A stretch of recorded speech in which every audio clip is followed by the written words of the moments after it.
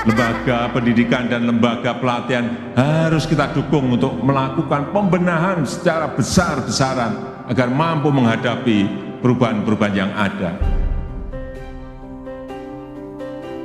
Persaingan dunia yang semakin ketat dan disrupsi di berbagai bidang membutuhkan kualitas SDM yang tepat. Kita butuh SDM yang berbukti pekerti luhur dan berkarakter kuat.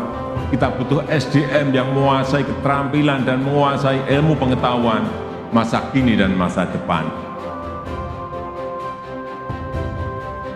Pendidikan harus berakar pada budaya bangsa, memperjuangkan kepentingan nasional dan tanggap terhadap perubahan dunia.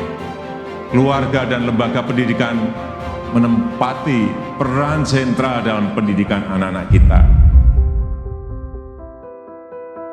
Harapan besar untuk mewujudkan manusia Indonesia yang unggul dan berkarakter, yang mampu berkompetisi di tengah persaingan global, dan bisa membawa Indonesia menjadi salah satu kekuatan besar dunia di masa depan, harus ditopang oleh sistem dan penyelenggaraan pendidikan nasional yang bermutu, yang berakar pada nilai-nilai luhur budaya bangsa.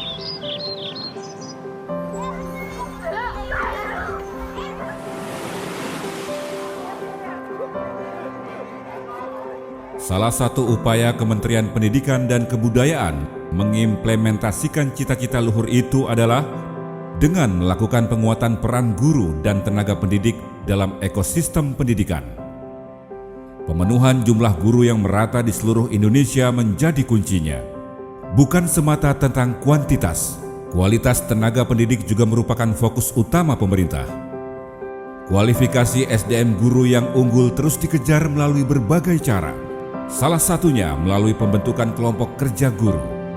Di saat bersamaan, kesejahteraan dan perlindungannya pun diperhatikan. Persoalan sertifikasi dapat dilaksanakan dengan baik dan tunjangan profesi bagi guru yang telah disertifikasi dibayarkan tepat waktu dan tepat jumlah.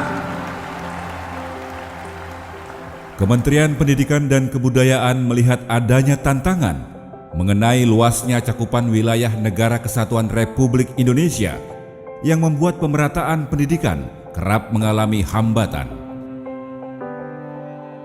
Pelayanan pendidikan yang bermutu selama ini kerap hanya berada di wilayah tertentu, terkonsentrasi di Jawa dan daerah-daerah perkotaan.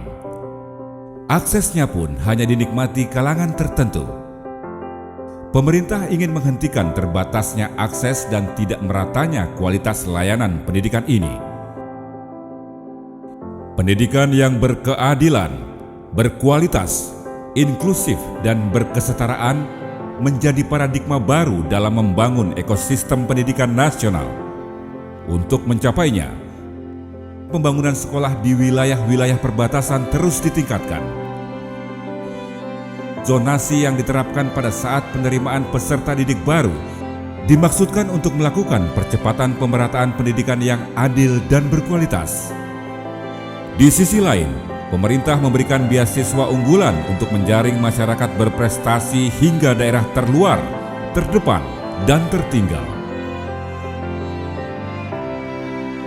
Program Indonesia Pintar yang merata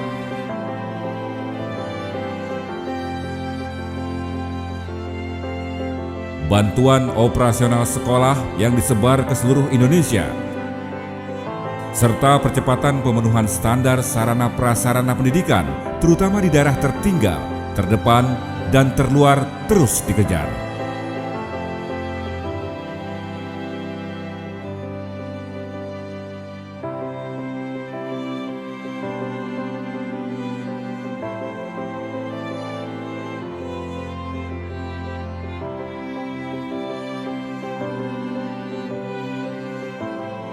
Kementerian Pendidikan dan Kebudayaan terus berupaya memperkecil angka buta aksara.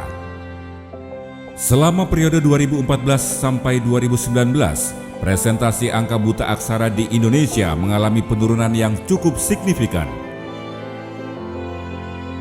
Seiring dengan itu, budaya literasi juga terus dibangun di tengah masyarakat dengan menata sistem perbukuan yang murah, bermutu, dan merata. Di sisi lain, pemerintah juga sangat memperhatikan pendidikan anak usia dini atau PAUD. Kemendikbud terus mendorong tumbuhnya PAUD yang holistik dan integratif di setiap desa. Masyarakat Indonesia dimanapun berada, peserta didik di semua jenjang, harus mendapatkan fasilitas dan layanan pendidikan yang baik, yang relevan dengan kemajuan teknologi digital saat ini.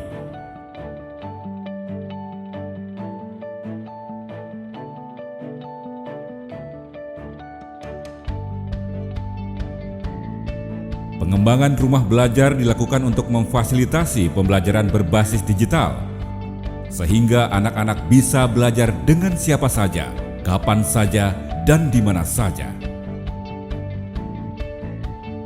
Dalam meningkatkan pembelajaran bermutu untuk mewujudkan revolusi karakter, Kementerian Pendidikan dan Kebudayaan berusaha melibatkan orang tua melalui komite sekolah. Pelibatan keluarga juga ikut didorong, termasuk pelibatan masyarakat untuk bersama-sama memajukan pendidikan. Program pendukung lain, baik melalui lomba, olimpiade, gala siswa, belajar bersama maestro, maupun pramuka. Dengan semua upaya yang dilakukan bersama seluruh elemen yang terlibat dalam penguatan mutu pendidikan ini, terbukti siswa-siswa Indonesia berhasil meraih berbagai prestasi bergengsi di level dunia, mengharumkan nama bangsa dan negara. Selain itu, Kementerian Pendidikan dan Kebudayaan menerapkan beberapa standar, yakni dengan mengimplementasikan kurikulum 2013, Ujian Nasional Berbasis Komputer (UNBK), serta sistem akreditasi.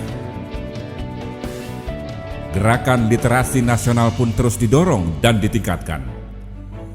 Dalam bidang vokasi, Kementerian Pendidikan dan Kebudayaan melakukan beberapa terobosan, di antaranya dengan melakukan revitalisasi pendidikan vokasi pada SMK dan pendidikan khusus. Hal ini dimaksudkan untuk mencetak generasi yang siap bersaing di era revolusi industri 4.0. Pada saat yang sama, Kementerian Pendidikan dan Kebudayaan juga membekali siswa dengan kecakapan kerja dan wirausaha melalui kursus dan pelatihan, sehingga lahir siswa-siswa yang siap menunjukkan keterampilan di level dunia.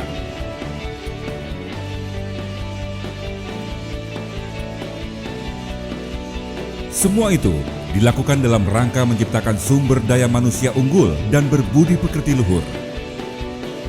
Penguatannya diupayakan melalui peningkatan kebudayaan dan bahasa.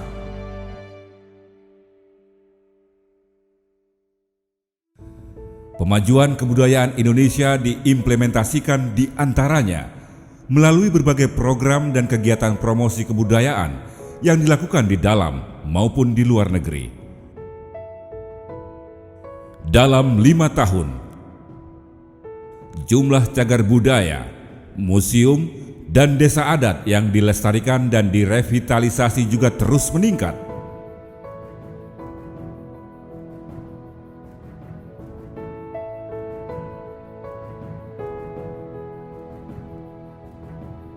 Warisan budaya tak benda pun terus didokumentasikan dan dilestarikan.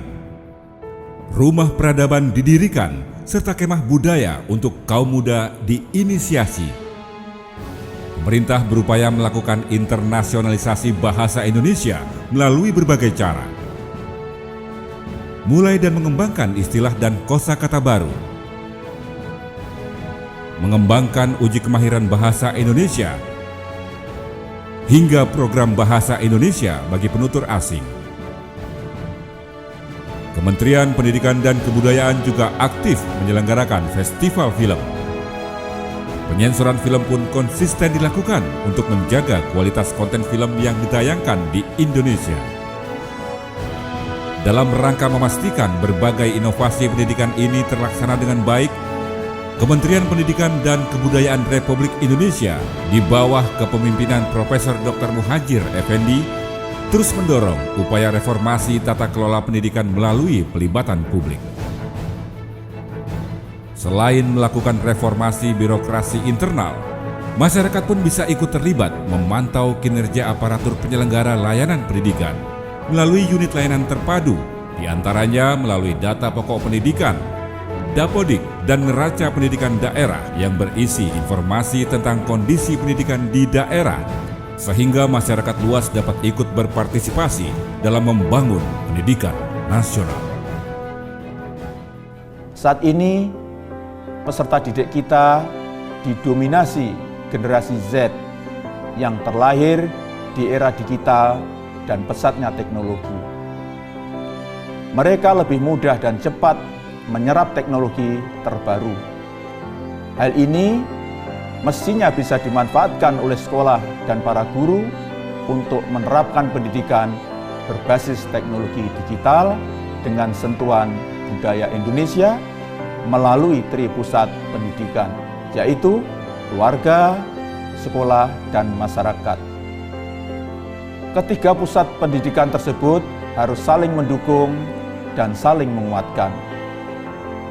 Selaras dengan itu, dalam konteks kebudayaan, posisi kebudayaan sebagai basis pendidikan nasional semakin kokoh dengan disahkannya Undang-Undang Nomor 5 Tahun 2017 tentang pemajuan kebudayaan. Implementasinya diharapkan semakin meningkatkan ketahanan budaya, meningkatkan pula kebudayaan Indonesia dalam mengambil peran di tengah peradaban dunia.